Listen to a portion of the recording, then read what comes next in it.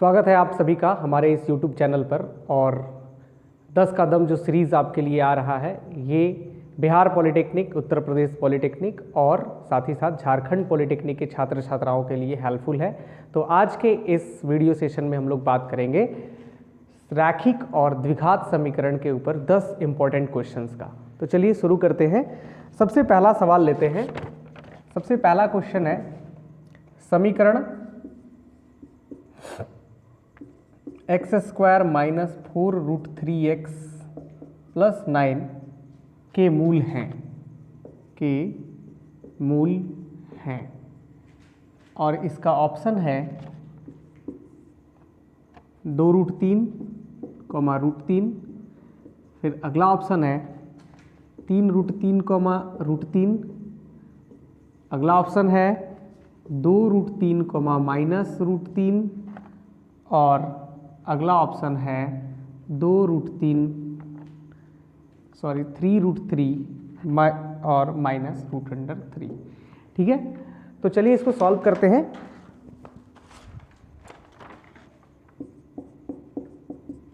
x² minus 4√3x plus 9 ये द्विघात समीकरण है, is equal to 0 we can right.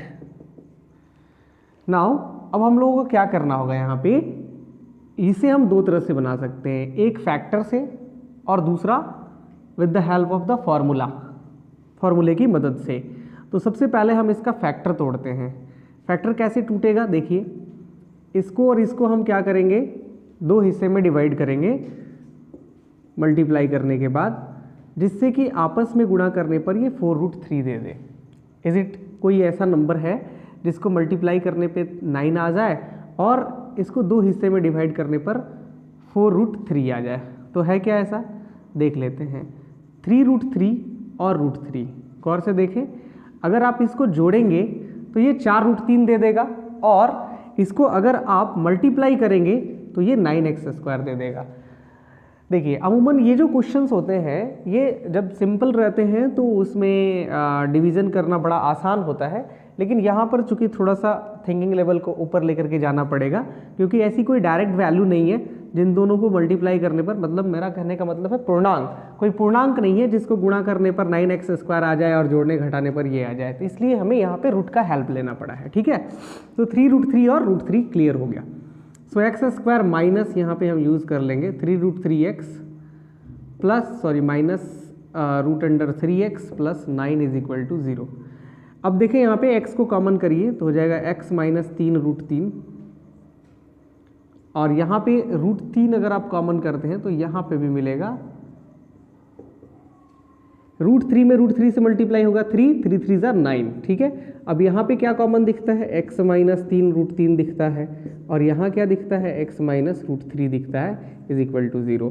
अब हम बारी बारी से इन दोनों को 0 के बराबर पुट करेंगे तो क्या मिलेगा हमें, x माइनस √3 इसकी वैल्यू मिल जाएगी x इज इक्वल टू 3√3 और इसकी वैल्यू मिल जाएगी √3। तो which option is correct answer, यहाँ पे आपको दिख जाएगा ऑप्शन बी करेक्ट है। इसी क्वेश्चन को दूसरे तरीके से भी बनाया जा सकता है और उसके लिए हम लोग फॉर्मूला लिखते हैं -b plus minus √b² minus 4ac/2a। तो चलिए हम आपके लिए छोड़ते हैं कि इस आधार पे अगर आप बनाएंगे द्विघात समीकरण की एक बेसिक नॉलेज जब आपके पास अगर है तो उसके आधार पे आप इस क्वेश्चन को सॉल्व करेंगे, यहाँ से भी आंसर आपको यही मिलने वाला है। ठीक है, वेरी गुड। चलिए नेक्स्ट क्वेश्चन लेते हैं। हाँ, बहुत से लोगों ने इसको उस विधि से भी सॉल्व कर लिया होगा अभी तक। चलिए देखते हैं नेक्स्ट क्वेश्चन।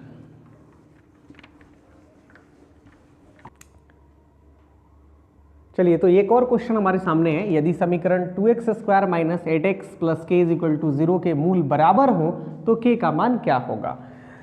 तो जैसा कि आप लोग जानते हैं ax² plus bx plus c is equal to 0 क्या है, द्विघात समीकरण का जनरल फॉर्म है।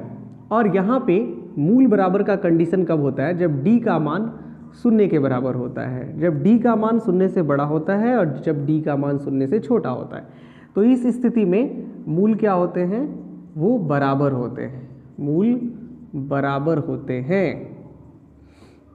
और यहाँ और वास्तविक होते हैं, मूल बराबर होते हैं और वास्तविक होते हैं। ठीक है, ठीक वैसे ही d इज ग्रेटर देन 0 होने पर क्या होता है, मूल अद्वितीय होते हैं, मतलब असमान होते हैं। आप ये कह सकते हो सिंपल भाषा में, मूल असमान होते हैं और वास्तविक होते हैं, वास्तविक होते हैं। ठीक है, चलिए, और जब d का मान 0 से छोटा पड़ जाए तो उस स्थिति में मूल क्या होते हैं, आभासी होते हैं और यहाँ पे असमान ही होते हैं। मूल असमान होते हैं और आभासी होते हैं। ठीक है, तो हमारा सवाल यहाँ पे, और ये d क्या कहलाता है, d क्या कहलाता है, कोई बताएगा क्या कमेंट में? d विवेचक को कहा जाता है, और विवेचक हम लोग निकालते हैं b² - 4ac के फॉर्मूला से। तो यही फॉर्मूला हम लोग यहाँ पे यूज़ करेंगे और ये कंडीशन लेकर के चलेंगे, क्योंकि इसमें बोला है ऑलरेडी मूल बराबर है। ठीक है, तो सॉल्यूशन इसका कैसे करेंगे, b² - 4ac = 0 एंड b² का मान क्या है, -8 का स्क्वायर -4 गुना a क्या होता है, x² का कोफिशिएंट और c के रूप में यहाँ पे k है। ठीक है, आई होप ये आप लोग नोट कर लिए होंगे। तो देखें यहाँ पे ये हो गया 64 - 8k = 0, यानी 64 बराबर, इसको हम उधर भेज रहे हैं तो ये क्या हो जाएगा, 8k हो जाएगा। सो k की वैल्यू यहाँ से 64/8 कैंसिल होकर के 8 आंसर हो जाएगा।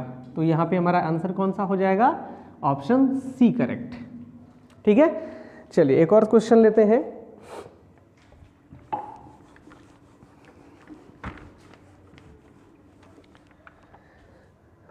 यदि समीकरण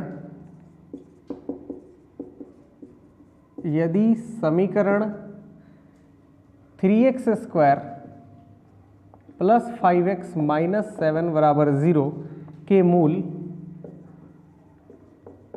अल्फा व बीटा है, अल्फा व बीटा है, तो 1/α + 1/β का मान क्या होगा, ये हमें फाइंड आउट करना है। ठीक है, तो क्या क्वेश्चन है आपके सामने, यदि समीकरण 3x² + 5x - 7 = 0 के मूल अल्फा और बीटा हैं, तो 1/α + 1/β का मान क्या होगा। ठीक है, बहुत ही सिंपल क्वेश्चन है, बहुत इजी क्वेश्चन है। अगर आप इसको प्रोसीड करेंगे तो विदाउट ऑप्शन आप इसको सॉल्व कर सकते हैं। And many of the students आप लोग इसको ट्राई कर भी रहे हैं, वेरी गुड, नाइस वे।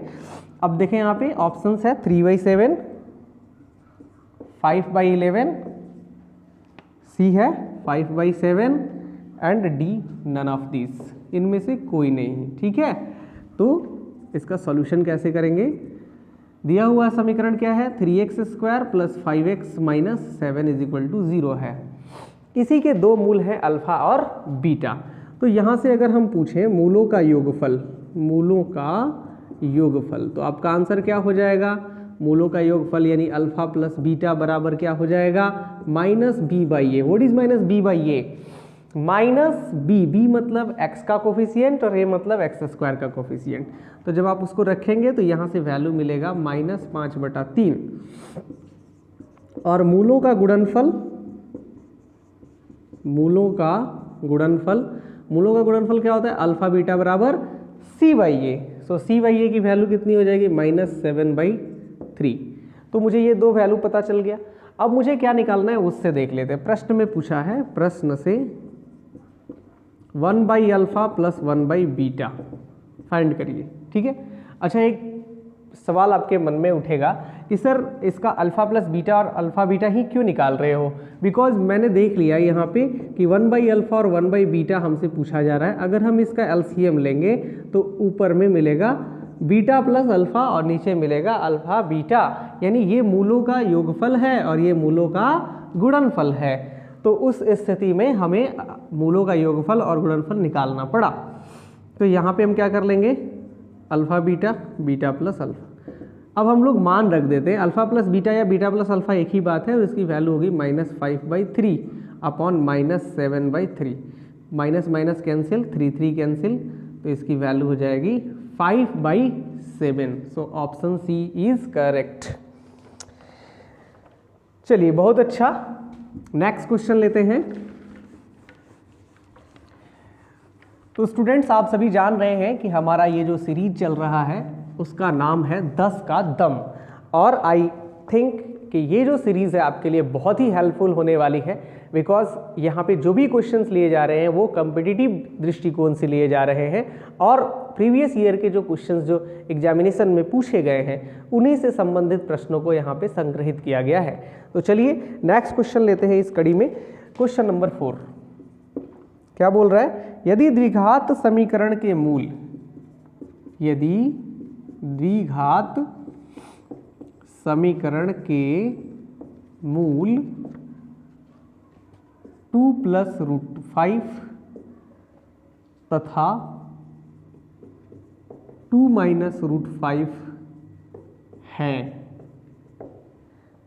तो समीकरण होगा। क्या समीकरण होगा? अगर दो मूल आपको पता है तो यहां पे द्विघात समीकरण हमें निकालना है। Option number A, option B है x² + 4x + 1,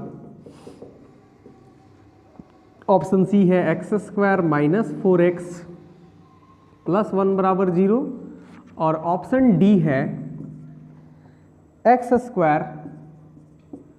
+ 4x - 1 = 0। ठीक है, यही क्वेश्चन है, इसका सॉल्यूशन कैसे होगा? चलिए तो यहाँ से एक बात समझिए, अगर किसी समीकरण के दो मूल हों, अल्फा और बीटा किसी समीकरण के दो मूल हों द्विघात समीकरण के, तो वह समीकरण जो हम तैयार करेंगे वो क्या होगा? x² - मूलों का योगफल इंटू x प्लस मूलों का गुणनफल बराबर 0। यही होता है द्विघात समीकरण। तो यहाँ पे हम लोग लिख लेते हैं, यहाँ पे मूल क्या दिया हुआ है? तो मान लेते हैं कि माना अल्फा और बीटा दो मूल हैं, और अल्फा का मान 2 + √5 है और बीटा का मान 2 - √5 है। ठीक है, तो अल्फा प्लस बीटा यहाँ से क्या हो जाएगा? इसकी वैल्यू हो जाएगी 4। आप कैलकुलेट करके देखें, √5 कैंसिल, 2 2 मिलके 4, और अल्फा इंटू बीटा क्या हो जाएगा? a + b, a - b का मल्टीप्लिकेशन क्या होता है? a² - b² = -1। 2 2 = 4, √5 का स्क्वायर 5, 4 - 5 - 1। ठीक है, तो द्विघात समीकरण क्या हो जाएगा?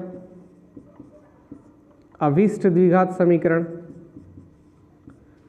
अभीष्ट द्विघात समीकरण क्या हो जाएगा? x² - मूलों का योगफल यानी alpha plus beta into x plus alpha beta बराबर 0। यही होता है। तो यहाँ से हो जाएगा x² - अल्फा प्लस बीटा का मान है 4x प्लस इसकी वैल्यू है -1 = 0। So which is correct answer? Option A. Very good, nice way. चलिए अगला सवाल लेते हैं, क्वेश्चन नंबर 5। नोट हो चुका होगा। जैसे ही आपको ऐसा लगे कि कोई क्वेश्चन आप सॉल्व कर रहे हैं और उसका सॉल्यूशन आप खुद कर सकते हो, देन मेरे सॉल्यूशन से पहले वीडियो पॉज करना है, क्वेश्चन लिखना है, उसको प्रैक्टिस करनी है। अगर आप क्वेश्चन को बना पाते हो देन वेरी गुड। अगर आप हेल्प लेना चाहते हो then go through the video, आगे बढ़ो और वो आपको वीडियो में सॉल्यूशन दिख जाएगा। तो चलिए नेक्स्ट क्वेश्चन लेते हैं और उसे पहले खुद ट्राई कीजिएगा, देन आफ्टर मैं सॉल्व करूंगा तो उससे क्रॉस वेरीफाई आप लोग कर सकते हैं। ठीक है, तो चलिए पहला 5वां सवाल यहाँ पे है, क्या है? यदि x² plus px plus q बराबर 0 हो, नहीं के मूल अल्फा बीटा हो, अल्फा और बीटा हो, तो alpha by beta plus beta by alpha का मान क्या होगा? तो ये क्वेश्चन प्रीवियस क्वेश्चन जैसा ही आप रिलेट कर सकते हो और आप इसको इजीली सॉल्व कर सकते हो। तो चलिए मैं जब तक ऑप्शन लिख रहा हूं तब तक आप इस क्वेश्चन को प्रोसीड करें।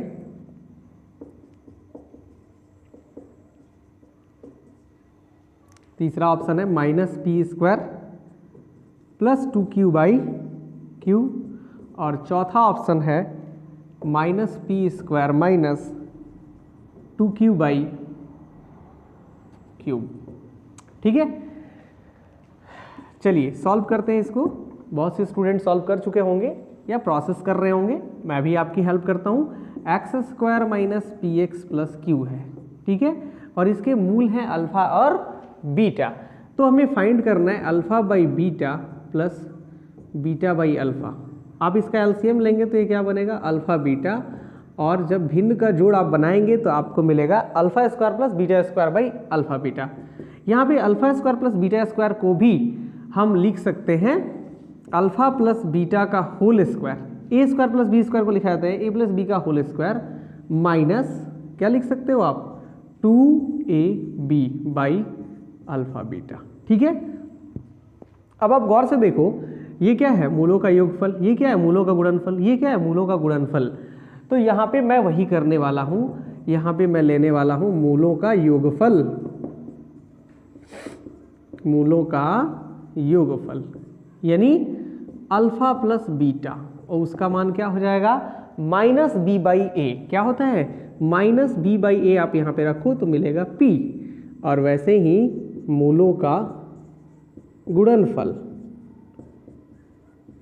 दैट इज अल्फा बीटा, और उसकी वैल्यू क्या हो जाएगा सी बाई ए। ए का मान क्या है, एक है, तो मैं एक डिवाइड में नहीं लिख रहा हूँ, क्यू बाई वन यानी क्यू, और यहाँ पे भी होगा पी बाई वन यानी पी।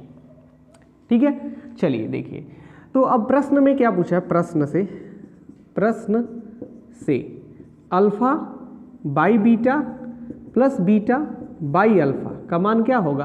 तो हम इसका एलसीएम ले लेंगे, जैसा कि हमने यहाँ पे देखा, तो ये हो जाएगा alpha square plus beta square. ठीक है, अब हम लोग क्या कर लेंगे, इसको आगे बढ़ाएंगे, ए प्लस बी का whole square minus 2ab by alpha beta, right. A square plus B square की वैल्यू क्या होती है, ए प्लस बी का स्क्वायर माइनस 2ab। ठीक है, चलिए अल्फा प्लस बीटा का मान क्या है बताइए, पी है, तो P square minus 2 into Q by Q. Answer, बहुत सिंपल क्वेश्चन था, बहुत ही आसान क्वेश्चन था, और इसका जवाब होगा ए। चलिए सीरीज में आगे बढ़ते हैं और अगला क्वेश्चन लेते हैं।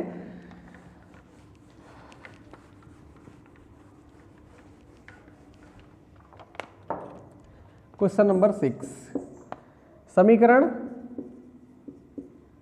X square plus 12 minus 12x plus के बराबर 0 के मूलों में एक मूल, के मूलों में एक मूल x बराबर 3 है, x बराबर 3 है, तो दूसरा मूल क्या होगा, ये फाइंड करना है। एक मूल पता है, दूसरा मूल पता करना है, यानी इस द्विघात समीकरण का, इस क्वाड्रेटिक इक्वेशन का एक रूट पता है, तो दूसरा रूट हमें फाइंड करना है। ठीक है, तो आपको पता है कि जो रूट होता है वो इस इक्वेशन को सेटिस्फाई करता है, यानी इसका मान, अगर मूल का मान हम समीकरण में रखें तो वो समीकरण को संतुष्ट करेगा। चलिए पहले ऑप्शन लिख देते हैं। ऑप्शन है x बराबर -4, दूसरा ऑप्शन है x इज इक्वल टू 9, तीसरा ऑप्शन है x बराबर 4, और चौथा ऑप्शन है x बराबर -9। ठीक है, चलिए इसको सॉल्व करते हैं। क्या करेंगे, जो द्विघात समीकरण दिया है x square minus 12x plus के बराबर 0, यहाँ पे x बराबर 3 रखेंगे। x बराबर 3 रखने पर क्या हो जाएगा, ये 3 का स्क्वायर माइनस 12 गुणा 3 प्लस के बराबर 0, 3 3 का 9 माइनस 12 तिहाई 36 के बराबर क्या होगा, 0 होगा। तो यहाँ से 9 इज इक्वल टू 36 उधर चला जाएगा, 36 के हो जाएगा, माइनस है तो प्लस में बन जाएगा। अब यहाँ से k का मान निकालो, 9/36 कट के कितना आ जाएगा, k की वैल्यू होगी 1/4। सो ये हो गया k का मान, लेकिन हमसे k का मान नहीं पूछा है, हमसे पूछा गया दूसरा मूल क्या होगा, सेकंड मूल क्या होगा, सेकंड रूट क्या होगा, तो हम k का मान अब यहाँ पे रख देंगे अपने समीकरण में। तो ये हो जाएगा x square minus 12x plus 1/4 is equal to 0, यही होगा। अब क्या करेंगे, इसको सिंप्लीफाई करेंगे और यहाँ से गुणनखंड करके या फिर श्रीधराचार्य रूल लगा करके आप यहाँ से फाइंड आउट कर सकते हो x का मान। तो चलो मैं निकाल करके दिखाता हूँ। मैं यहाँ पे एलसीएम ले रहा हूँ, तो क्या हो जाएगा, ये 4x square minus 48x plus 1 is equal to 0, सही है। ये 4x square minus 48x plus 1 is equal to 0, ठीक है। तो ये हो जाएगा 4x square minus 48x plus 1 बराबर 0। अब यहाँ से हमें इसको सिंप्लीफाई करना है, ठीक है। वंस अगेन इसको एक बार चेक कर लूँ। x इज इक्वल टू 3 रखा गया, 3 square minus 12x plus k। So sorry, यहाँ पे एक मिस्टेक है, there is a little mistake, plus k is equal to 0, ठीक है। तो इसको सॉल्व करिए। 9 माइनस ये हो जाएगा minus 27 is equal to minus 27 plus k बराबर 0। सो k की वैल्यू क्या हो जाएगी, 27 हो जाएगी, ठीक है। तो यहाँ पे एक चीज चेंज कर लेंगे आप, हमारा k की वैल्यू कितनी होगी, 27 हो गई, ठीक है। ये हो जाएगा x square minus 12x plus k की वैल्यू कितनी होगी, 27 इज इक्वल टू 0, ठीक है। इसको फैक्टर तोड़ दीजिए इसका, तो ये हो जाएगा 9 3 27 यानी x square minus 9x minus 3x plus 27 बराबर क्या, 0। सो x कॉमन करेंगे तो x माइनस 9 और माइनस 3 कॉमन करेंगे तो x माइनस 9। सो x माइनस 3 और x माइनस 4 सॉरी 9, तो यहाँ पे वैल्यू हो जाएगा x का 3 और 9, दो मान निकल के आ रहा है। x का मान आ रहा है 3 और 9, तो 3 तो ऑप्शन में है ही नहीं, इसलिए इसका ऑप्शन हो जाएगा बी करेक्ट आंसर, ठीक है। 9 इसका आंसर हो जाएगा। चलिए अगला क्वेश्चन लेते हैं।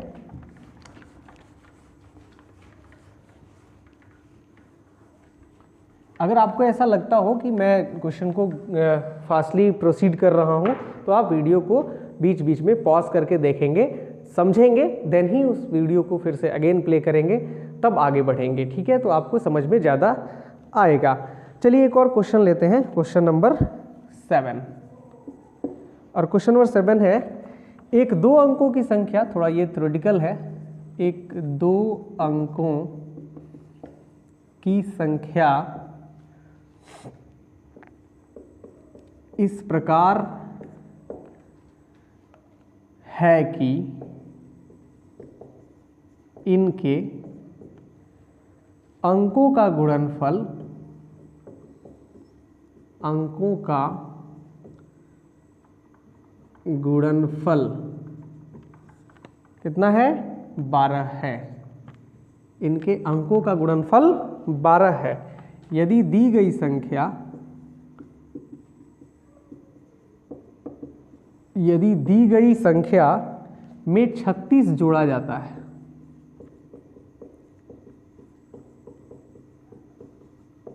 जोड़ा जाता है, तब दी गई संख्या के अंक, तब दी गई संख्या के अंक अपना स्थान परस्पर, अपना स्थान परस्पर बदल लेते, परस्पर बदल लेते हैं। तो दी गई संख्या किसके बराबर है, दी गई संख्या बराबर है, कौन सा ऑप्शन इनमें करेक्ट होगा, तो ऑप्शन है 62, 34, 26, 43। चलिए तो एक बार क्वेश्चन को मैं पढ़ के फिर से समझाता हूं, देन इसका सॉल्यूशन किया जाएगा। सवाल है, एक 2 अंकों की संख्या, तो 2 अंकों की संख्या होगी तो उसमें क्या होंगे, एक इकाई का अंक होगा और एक दहाई का अंक होगा, यही होगी ना हमारी 2 अंकों की संख्या। अब इनके अंकों का गुणनफल 12 है, मतलब यहाँ पे जो भी वैल्यू a और b के रूप में ली जाएगी, तो a और b में हमारा मल्टीप्लिकेशन करने पर कितना आना चाहिए, 12 आना चाहिए।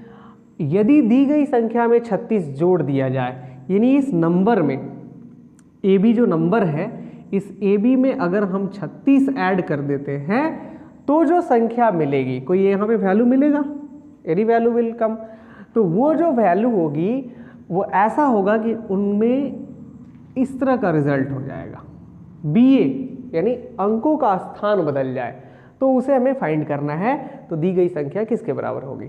तो चलिए सबसे पहले देख लेते हैं कि इसको ऑप्शन से हम लोग कैसे बनाएं। ठीक है, ऑप्शन से बनाने के लिए 2 अंक हैं सभी में, वेरी गुड, दोनों को मल्टीप्लाई कर दो। मल्टीप्लाई करने पे 6 दूना 12, 4 तीन 12, 6 दूना 12, 4 तीन 12, करेक्ट है, ये फॉलो कर रहा है। अब क्या है ना कि इस 62 में एक बार 36 जोड़ेंगे और फिर 34 में एक बार 36 जोड़ेंगे, फिर 26 में 36 जोड़ेंगे और फिर 43 में भी 36 जोड़ेंगे, और देखेंगे कि जो अंक यहाँ पे बन रहा है वो कैसे उनमें इकाई का स्थान दहाई के स्थान पे आ जाता है, यानी स्थान परिवर्तन कैसे हो रहा है। तो इसको देखिए 6 to 8 हो गया और ये 9 हो गया, ये 6 4 10 का शून्य हाथ में, 6 4 10 का शून्य हाथ में 1 3 3 6 1 7, और ये 6 6 12 का 2 1 हासिल, 3 2 5 1 6, और ये 6 3 9 4 3 7। चलिए देखिए सबसे पहले इसको देखते हैं, क्या यहाँ स्थान परिवर्तन हुआ, नहीं। क्या यहाँ स्थान परिवर्तन हुआ, नहीं। क्या इसमें स्थान परिवर्तन हुआ, हाँ, यहीं पे स्थान परिवर्तन हुआ है। इसमें हुआ है क्या, नहीं हुआ है। तो एक ही आंसर करेक्ट है और वो है 26 वह नंबर होगा जिसमें अगर इनके अंकों को मल्टीप्लाई किया जाए तो 12 मिलेगा, गुणनफल 12 मिलेगा, और इसमें अगर हम 36 जोड़ दें तो जो रिजल्ट मिलेगा वो हमारे नंबर का ही स्थान, इकाई का अंक दहाई के स्थान पर और दहाई का अंक इकाई के स्थान पे चला गया है, राइट है। तो ये होता है, इस तरह के क्वेश्चंस को हम ऑप्शन से बना सकते हैं। लेकिन अगर हमें विदाउट ऑप्शन बनाना हो, विथ प्रोसेस बनाना हो, तो हम लोग कैसे इसको सॉल्व करते हैं। ठीक है, तो इसको दूसरी विधि से हम लोग कैसे बनाएंगे, वो थोड़ा सा लॉन्ग वे हो सकता है। माना इकाई का अंक क्या ले लेंगे, इकाई का अंक ले लेंगे x और दहाई का अंक हो जाएगा y। ठीक है, तो संख्या अगर आपसे पूछ दिया जाए कि इससे बनी संख्या क्या होगी, तब क्या बताएंगे आप बताएंगे 10 into y plus x। कैसे, देखो दहाई के अंक में 10 से मल्टीप्लाई और इकाई के अंक में 1 से मल्टीप्लाई, इसको करके अगर हम ऐड करते हैं, जोड़ते हैं, तो वो हमें संख्या दे देता है। जैसे अगर मान लो 2 और 6 की बात की जाए कि ये हमारा यूनिट प्लेस है, ये हमारा टेंस प्लेस है, और इससे बनने वाला नंबर क्या होगा वो आपको फाइंड आउट करना है। तो उसके लिए क्या करना होगा, आपको 6 में 10 से मल्टीप्लाई और 2 में 1 से मल्टीप्लाई करके ऐड करना होगा। सर 62 होगा, जिसमें यूनिट प्लेस पे 2 और टेंस प्लेस पे 6 आएगा। तो ऐसे ही मैंने यहाँ पे किया हुआ है। एक चीज़ यहाँ पे दिया है, क्या दिया है कि x और y का गुणनफल कितना है, 12 है। सो एक्स वाई की वैल्यू कितनी आ रही है, 12 आ रही है। अब होता ये है कि प्रश्न में बोला जा रहा है कि अगर 36 जोड़ दिया जाए, यानी 10y प्लस x में क्या कर दिया जाए, 36 जोड़ दिया जाए, तो अंकों का स्थान परिवर्तन हो जाता है। स्थान परिवर्तन करने का मतलब क्या हो गया कि जहाँ x था वहाँ y हो गया, जहाँ y था वहाँ x हो गया। तो अब क्या होगा, इसमें मल्टीप्लाई होगा 1 से और इसमें मल्टीप्लाई होगा 10 से, तो इनसे बनी संख्या क्या होगी, 10x प्लस y होगी। ठीक है, तो आएगा ये 10x प्लस y। इसको आगे बढ़ाएंगे, इसको एक तरफ करेंगे, है ना, वैल्यूज़ को, तो आपको क्या मिल जाएगा। चलो इन दोनों नंबर्स को हम उस साइड ले जाते हैं, 36 को इधर ही रखते हैं, तो हो जाएगा 36 बराबर 10x plus y minus 10y minus x, यानी 36 इज इक्वल टू, ये घटेगा तो हो जाएगा 9x माइनस 9y। 9 कॉमन करके यहाँ पे कैंसिल कर दीजिए, तो ये हो जाएगा 9 चौका 36 x माइनस वाई। यहाँ से आप x माइनस वाई में x की वैल्यू, y की वैल्यू निकाल लो या x की वैल्यू निकाल लो, उसको ला करके इस समीकरण में रखो। ये समीकरण 1 है, ये समीकरण 2 है। गौर से देखिए ये मल्टीप्लाई में है और ये सब्ट्रैक्शन में। तो यहाँ से x की वैल्यू निकाल करके इसमें रख देंगे। कैसे करेंगे? तो यहाँ से अगर हम पूछें x की वैल्यू तो कितनी हो जाएगी, x इज इक्वल टू क्या हो जाएगा, 4 + y हो जाएगा, है ना। अब समीकरण क्या किया जाए, समीकरण 1 में x का मान रखने पर क्या हो जाएगा, यहाँ पे x x की जगह पे हम क्या ले लेंगे, 4 + y into y is equal to 12। तो ये हो जाएगा 4y + y² बराबर 12। अब आप इसे क्या करेंगे, द्विघात समीकरण के रूप में लिखेंगे। तो 4y² + 4y - 12 बराबर 0। जब आप द्विघात समीकरण को सॉल्व करेंगे तो यहाँ से आपको क्या मिलेगा, y का मान क्या मिलेगा, 6 और 2। तो 6 और 2 मिलेगा। 6 किस रूप में मिलेगा यहाँ पे, इसे आप प्रोसीड करेंगे एक बार, है ना, फैक्टर तोड़ेंगे। तो मैं यहाँ पे डायरेक्ट लिख देता हूँ कि y का मान हमें क्या मिलेगा, +6 और -2। तो -6 और 2 मिल जाएगा, ठीक है। तो x की वैल्यू क्या मिल जाएगी यहाँ से, सो x की वैल्यू क्या मिलेगी, जब हम यहाँ पे किसी भी जगह पे y का मान पुट कर दो, जब -6 रखोगे तो 2 मिलेगा, जब 2 रखोगे तो 6 मिलेगा, ठीक है। तो हमें नेगेटिव नंबर बताना नहीं है, हमें पॉजिटिव नंबर बताना है। तो हम लोग यहाँ से फाइंड आउट कर सकते हैं। तो x क्या माने थे हम, इकाई का अंक, और y क्या माने थे, दहाई का अंक। तो x की जगह पे क्या दिख रहा है, 6, और y की जगह पे क्या दिख रहा है, 2। तो अंक क्या हो जाएगा, 10 से गुणा होगा y में और x से गुणा होगा 1 में, जो यहाँ पे आपको दिख रहा होगा। तो अंक बन जाएगा 26। 2 10 जा 20 एंड 6 1 जा 26। तो ये थोड़ा सा एक लॉन्ग प्रोसेस होता है। हालांकि आई विल सजेस्ट यू कि आप इसको क्वेश्चन पढ़ें और ऑप्शंस को देखें, ऑप्शन से ही बना लें, आसानी से बन जाता है। चलिए अगला सवाल लेते हैं।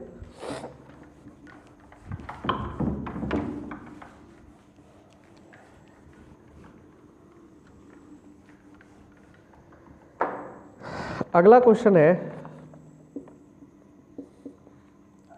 दिए गए रैखिक समीकरण के युग्म 2x + 3y बराबर 7 और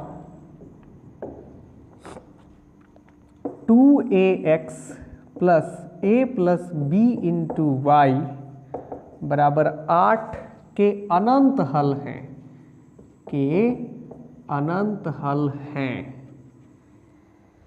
तो ऑप्शन है a = 2b, दूसरा ऑप्शन है b बराबर 2a, तीसरा ऑप्शन है a + 2b बराबर 0, और चौथा ऑप्शन है 2a + b बराबर 0। कौन सा इनमें करेक्ट है, चलिए सॉल्व करते हैं इसको। तो यहाँ पे आपको दिया हुआ है 2x + 3y बराबर 7, और यहाँ दिया हुआ है 2ax + a + b × y is equal to 8। ये समीकरण 1 है, समीकरण 2 है। बोला है कि इसके अनंत हल हैं। तो अनंत हल कब किस कंडीशन में होता है, जब a1/a2, b1/b2 और c1/c2 सब बराबर हो। तो यहाँ से जब हम मान रखेंगे तो हो जाएगा 2/2a is equal to 3/a + b। चूँकि हमें इन्हीं के बीच रिलेशन बताना है, इसलिए हमें c1/c2 करने की आवश्यकता नहीं है। तो हम इसको क्रॉस मल्टीप्लाई कर लेते हैं। ये हो जाएगा 2a + 2b बराबर 6a। आगे बढ़ाइए इसको, कितना हो जाएगा,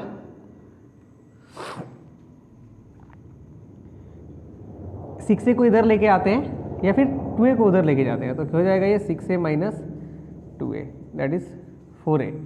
2b बराबर कितना, 4a। तो यहाँ से यहाँ से 2 कैंसिल कर दोगे तो हो जाएगा b बराबर 2a। So b is equal to क्या आया, 2a। तो यहाँ पे b ऑप्शन सही है। चलिए, तो आज के इस सीरीज में जो 10 का दम सीरीज आपके लिए चल रहा है, आज के सीरीज का सेकंड लास्ट क्वेश्चन है और ये बहुत इंपॉर्टेंट क्वेश्चन है जो एग्जामिनेशन में आया हुआ सवाल है, तो वहीं से मैंने उठाया हुआ है। यदि 8x to the power 6 plus 15x³ minus 2 बराबर 0 हो तो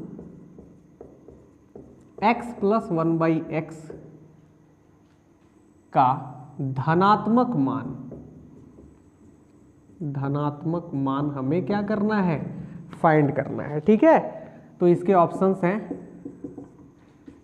2.1/2, 2.1/8 और 8.1/2 और 8.1/8। ठीक है, सॉल्यूशन करो। बहुत सिंपल क्वेश्चन है, थोड़ा सा दिमाग लगाओगे तो बन जाएगा, है ना। ये यहां पे क्या कर लेते हैं, हम मान लेते हैं, है ना। क्या मानेंगे, ये पावर 6 है, पावर यहाँ पे 3 है, तो ये तो ना तो द्विघात समीकरण है और ना ही ये रैखिक समीकरण है, फिर कैसे होगा। तो इसलिए इसको माना जाएगा कि माना x³ का मान क्या है, a है चाहे k है, कुछ भी मान लीजिए, a है चाहे k है। तो यहाँ पे वैल्यू क्या हो जाएगा, 8k² प्लस 15k माइनस 2 बराबर 0। अब आप इसको द्विघात समीकरण को अगर आप गुणनखंड विधि से बनाएंगे तो आएगा 8 दूना 16, उसको तोड़िए, 16 माइनस 1 15, 8k यहाँ पे कॉमन करिए तो k प्लस 2 माइनस 1 कॉमन करिए तो k माइनस k प्लस 2 बराबर 0। सो यहाँ पे हो जाएगा 8k माइनस 1 और यहाँ हो जाएगा k प्लस 2 बराबर 0। सो k की वैल्यू क्या क्या मिल जाएगी यहाँ से, इसको आप 0 के बराबर रखोगे तो 1/8 और इसको आप 0 के बराबर रखोगे तो -2। ये तो k का मान है, लेकिन हमें क्या पूछा है, हमें पूछा है x प्लस 1/x। ठीक है, तो हम पहले x³ ले लेते हैं यहाँ से। x³ का मान किसके बराबर है, k के बराबर है, यानी x³ की वैल्यू हो जाएगी 1/8 के बराबर। सो x बराबर 1/2 हो जाएगा। ठीक है, क्यूब करोगे तो। अब यहाँ पे क्या पूछा है, प्रश्न में पूछा है x प्लस 1/x, तो x का मान कितना है 1/2 प्लस ये पलटी मार देगा 2, क्या हो जाएगा 2.1/2। कैसे हो गया ये, यहाँ पे देखो 1/x है ना, तो 1/1/2 करेंगे तो ये पलट के 2/1 होगा, तो कैलकुलेट करने पर ये आप। चलिए, तो अब हम लोग आ चुके हैं अंतिम सवाल पे, आज के अंतिम क्वेश्चन के ऊपर, और वो भी एक बहुत ही इम्पॉर्टेंट क्वेश्चन है आपके लिए, आपके एग्जाम पॉइंट ऑफ व्यू से ही है। देखते हैं क्या है, थोड़ा थ्योरेटिकल है, एक बार फिर से वही क्वेश्चन है। क्या है, दो संख्याओं के बीच का अंतर, दो संख्याओं के बीच का अंतर कितना है, 5 है, 5 है। यदि छोटी संख्या में से 25 घटा दिया जाए, में से 25 घटा दिया जाए, ठीक है, और बड़ी संख्या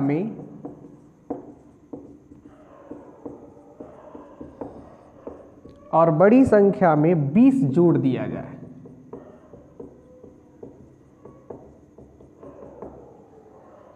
तब अनुपात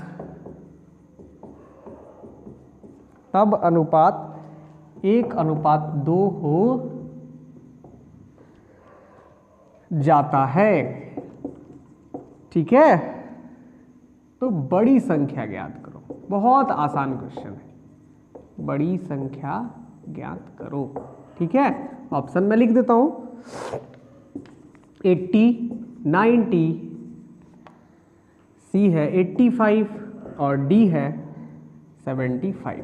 ठीक है ना, चलो सॉल्व करते हैं। सबसे पहले आप लोग ट्राई करो, प्रैक्टिस करो इसको सॉल्व करने का, वीडियो पॉज करो, कोशिश करो।